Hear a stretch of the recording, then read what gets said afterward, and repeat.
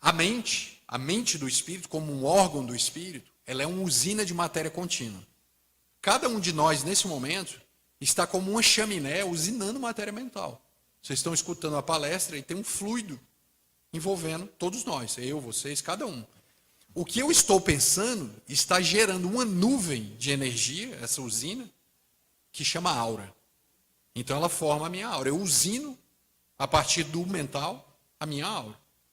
E eu respiro a nuvem que eu mesmo crio, afetiva, gerando o meu inferno ou a minha felicidade dentro desse processo. Para que isso ocorra no humano, eu preciso de uma corrente contínua de vibração, usinando, para gerar continuidade, no que é o automatismo. No animal não tem isso.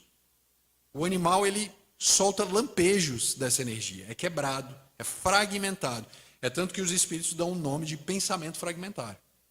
São pedaços de pensamento. A primeira expressão do animal mental são as ideias relâmpago, são essas ideias fragmentadas, formando essa crisálida da consciência, que começa a se formar em termos de ego, de consciência, se aproximando da psicologia da criatura humana.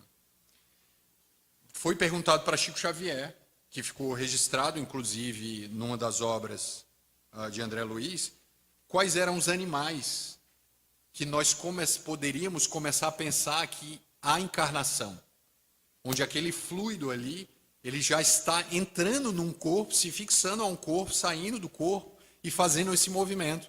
O que é diferente lá na pedra, no vegetal, que são processos de aproximação fluídica. E os espíritos responderam, através de Chico, que o cão já começa muito próximo a ter um processo de encarnação. O macaco tem ali já um processo encarnatório. O gato tem essa aproximação. O elefante é uma das figuras mais maternas que tem na natureza. Ele tem o arquétipo materno no elefante, é fantástico, né? O cavalo também está próximo. Ou seja, nós temos animais de transição onde nem todas as estruturas animais nós podemos falar de encarnação. Mas existem animais onde a encarnação já começa a acontecer. E eles serão essa ponte, onde passarão por cirurgias espirituais e transições no plano espiritual, para reencarnar fazendo esse movimento na direção do hominal ou do humano dentro dessa realidade. Quando nós chegamos nesse ponto aqui, exatamente nesse ponto, o inconsciente está formado. Aí começa a segunda etapa, né? Vamos dizer assim, nós estamos falando de milênios de repetição, milênios de fragmentação, milênios de energia trabalhando em nós. Até aqui, até esse momento aqui, os espíritos estão nos pagiando. São os pais do mundo. Eles estão, Daniel, vai para cá, Daniel, vai para lá. Não tem consciência, não tem ego, não tem o eu. Quando nós perguntamos assim, qual é a sua profissão? E você fala, eu sou arquiteto. Eu sou psicólogo. O eu está lá. Dentro dessa lógica. O eu está sempre presente. Qual é a sua religião? Aí você fala, eu sou espírito. Ou seja, a referência de consciência e conexão com aquela função social é uma coisa que a gente chama de eu. O eu sempre está lá. Então, eu sou espírita, eu sou filho de fulano. Eu não consigo falar, me conectar com a formação cultural, a persona, a máscara, se eu não tiver essa referência desse eu, que é um complexo. Então, eu sempre preciso me referenciar a partir de eu faço isso, eu sou aquilo, eu tenho isso, eu tenho a doença. A gente coloca esse eu. Então, é uma relação de espelho com a vida. O eu é o referencial.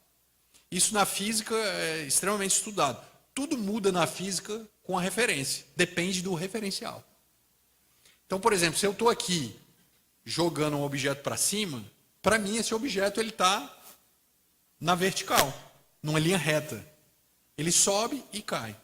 Agora, se eu entro num transporte, num ônibus, num avião, e continuo jogando esse objeto para cima, para mim ele está na vertical, caindo em linha reta, subindo e descendo em linha reta. Se você olha daí, você vai ver um objeto fazendo assim, ó. Ele muda a trajetória, porque depende do referencial. Então, na vida, o referencial é tudo. É de onde eu olho. E qual é a referência desse eu? É a partir desse lugar animal. Ele olha a vida, a referência desse eu, essa história animal. Ele vai olhar para essa realidade a partir de uma realidade animal. Aqui, Joana começa a obra dela psicológica. É a partir desse ponto, onde surge a criatura humana, que ela vai dizer que a luta da reencarnação é a luta por superar os instintos de natureza animal, que vão gerar os vícios na criatura humana, os vícios do ódio, do rancor, da mágoa, do ressentimento, da indiferença, do materialismo, as forças da guerra, da dominação, da escravidão, o poder, a necessidade do poder, a luta de sobrevivência, a competição sombria, a depressão, a esquizofrenia, as síndromes de pânico, as compulsões, as doenças físicas, os cânceres, as lesões congênitas, são todas de base dessa realidade animal e que a criatura humana, amando, vai encontrar o buril que vai desprender essa pedra preciosa dessa estrutura lodacenta que nos prende. É como se fosse um piche que nos atrai, nós estamos tentando, é tão forte para nós, que nós estamos tentando sair dessa matéria lodacenta, que faz um esforço, ela nos pega de volta e nos arrasta e a gente vai e repete. Como todo o processo de transformismo, chegamos na fase de repetir, treinar o amor, para poder vencer isso. Aí caímos na proposta de Jesus. Quando alguém nos ofende e nos fere, na minha psicologia eu falo de mim, eu fico magoado. Algumas vezes eu consigo não ficar. Mas na minha inferioridade, quando a pessoa fala uma coisa que eu não gosto, aí começa uma auto-obsessão, aí fica aquilo na cabeça. Aí começa o treinamento do amor. Como é que faz para amar? Eu vou orar para essa pessoa. Eu vou começar a orar. Porque eu começo a fazer um processo de mudar o meu sentimento, treinando o amar. Não tem mágica, tem que treinar. É parar mesmo e fazer uma oração. Tem que parar, porque eu ainda não sei amar. Então eu preciso treinar esse amor. Aí entra a proposta de Jesus do Evangelho. Orai pelos vossos inimigos. Vai chegar um ponto que não vai precisar, porque não vai ter ofensa. Mas isso é lá na frente. Agora é um exercício. Eu preciso dessa psicologia de repetir, repetir. E como que eu vou treinar o amor se eu não tiver a sombra do meu lado para treinar essa virtude? Se eu estiver do lado de anjo, eu não vou ficar atrofiado, porque nada vai me motivar em termos agressivos. Quando eu me conecto com a vida, esse atrito com a vida agora, que não é mais a pedra, a planta, não é mais um outro animal, mas é você que está aí, e essa selva da vida, da cultura, e eu atritando com você e você comigo, a minha sombra sai, a sua sai, a minha virtude sai, o meu dever moral sai, e eu começo a treinar o amor.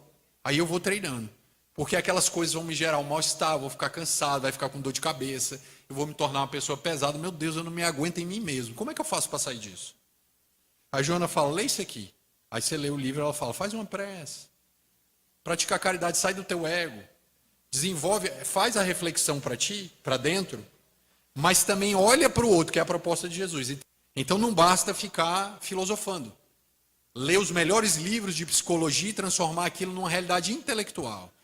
Isso vai virar uma paisagem que eu olho de longe, mas que eu nunca fui lá ver. Ler o livro e não viver, é isso. E é a partir daqui que Joana traz a proposta dela, libertadora, de conexão com esse ser, para transmutá-lo a partir do amor, utilizando essas energias como um trampolim na direção do anjo. A partir de um processo no qual nós não vamos ficar entregues aos automatismos do inconsciente, mas do desenvolvimento de uma consciência que vence o automatismo, desenvolvendo a afetividade na direção do amor.